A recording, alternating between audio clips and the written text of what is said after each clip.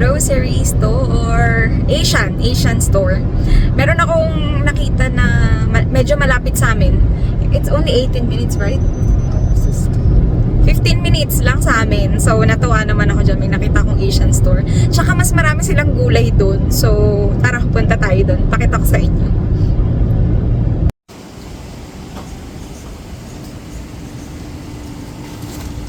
We got kangkong.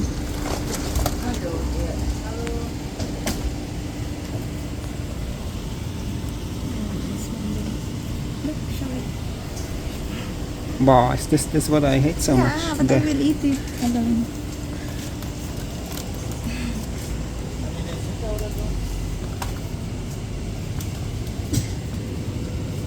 Oh, do you want a fresh buko?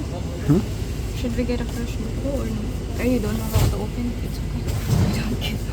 Ito guys, kaya gusto ko talaga makapunta sa Asian store dahil naghahanap ako ng sitaw.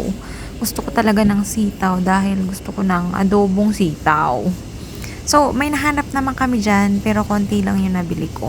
At ayan nga, may mga Japanese products.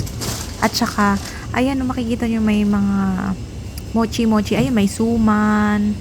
Tapos, meron din silang langka. Ayan, yung yellow na yan, langka yan. May saba din sila.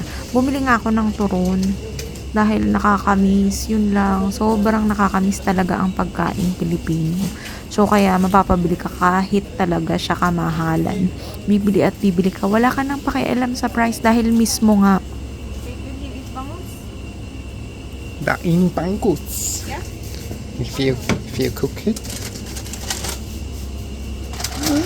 Oh, my favorite beer Sayong. This is so a good beer. Beer Sayong.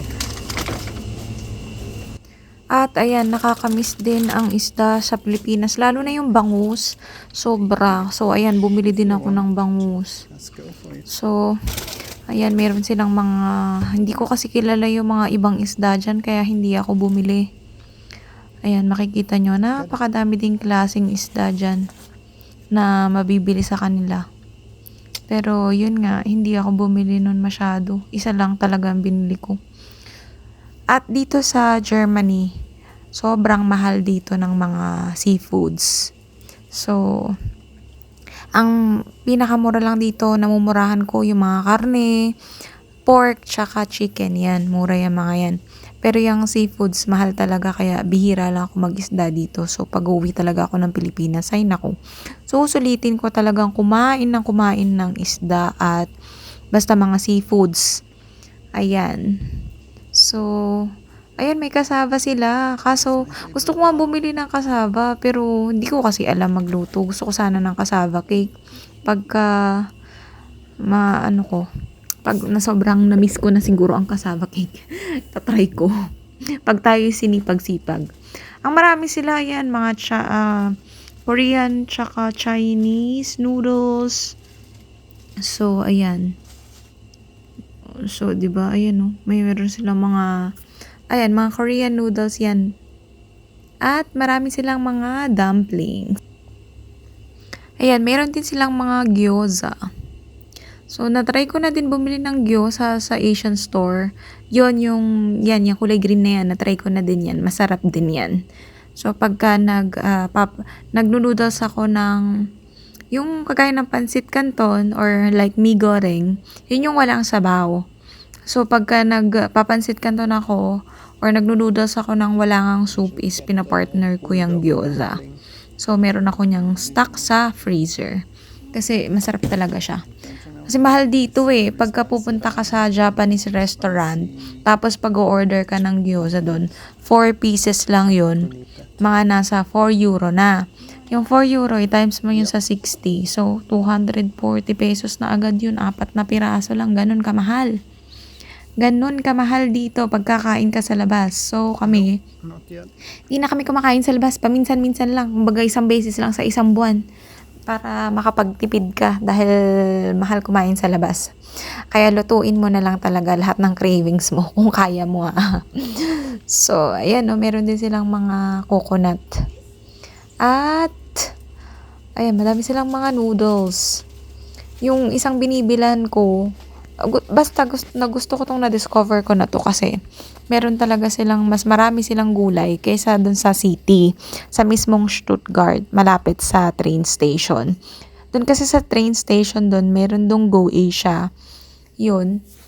Ang konti kasi ng ano nila dun ng gulay, walang masyadong choices. At least dito, sobrang dami kang makikitang choices ng gulay. At saka, bihira mo lang talaga makakita ng Philippine product sa mga Asian grocery store dito sa Germany. Kaya talagang pagka umuwi ka ng Pilipinas, pagpupunta ka dito, babalik ka dito, ay nako, dalhin mo na lahat. Ayan, may pangputo, pero hindi ko kasi alam gawin, tsaka wala akong pangputo na mga cups. So, siguro pag uwi ko na lang sa Pilipinas. So, ayan, madami silang soy sauce. At meron ka makikita doon mga shrimp paste. Ayun, no, yung tiny shrimp. At saka bagoong. Ayan, makakabili ka naman dito. Pero sabi ko nga sa inyo, mga 7 euro yan. Times mo na lang sa 60. So, mga 420 pesos ang isang bote. Tapos, yun lang, ganun lang. Ganun lang kaliit yun Samantalang sa atin sa Pilipinas, mura lang. Pero syempre, nasa ibang bansa ka nga. Pagka na-miss mo nga, syempre, bibilin mo. Wala kang pakialam sa presyo. Bibili ka na lang. So, ayan. 'Di ba? Madami ka din naman mabibili dito. Ay, ito, napakadami nilang rice. At, ayan, may mga ganyan din sila. May mga chopstick dyan, at saka mga ceramic cups, and, ayan, mga soy sauce. So, siguro mga pang restaurants yan. Mga pang Asian restaurant. So, ayan, may mga flour. Basta, marami dito. Marami kang mabibili. Diba, ang cute din. Mga pang-Asian na mangkok, tsaka mga plato. May panggawa pa ng, ng green tea. Ayan yung mga suka. Nakita nyo ba yun? May suka sa ilalim, tsaka mga maraming soy sauce. At tsaka, ayun, may mga pang-Korean paste dyan. Guys, nakauwi na kami sa bahay.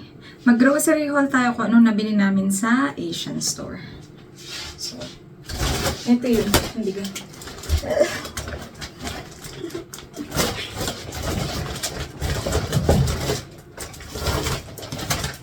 So, bumili akong turon. Kasi na-miss ko ang turon. So, ayan. Turon. And then, bili din ako ng ampalaya. Gusto ko ng ampalaya. So, dalawa yan. Maliliit lang.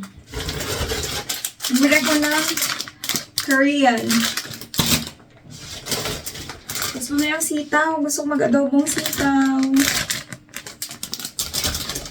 And then, of course, kangkong. Ayan, nakabili na ako ng kangkong. Adobong kangkong. Ano pa? Uy, bumili din ako ng bangus. Ayan, may bangus tayo. Bangus. So, hindi pa siya na-defrost. Magluluto sana ako mamaya. Dinner namin kaso matigas pa siya. Bumili din ako ng lumpia wrapper. Mag-spring rolls ako. At bumili ako ng buldak na dumplings. Buldak dumplings. Siyempre, 2 ligo. At Korean drinks. Parang soju ba? Pero banana flavor. Tsaka matamis-tamis. Masarap din yun. At guyabana drinks. Tapos tofu or tokwa. And then, meron pa dito guys. Kinarton na namin kasi kulang. So, another noodles. Buldak. Again. And then, 2 buldak pero carbonara. Tapos, pancit canton.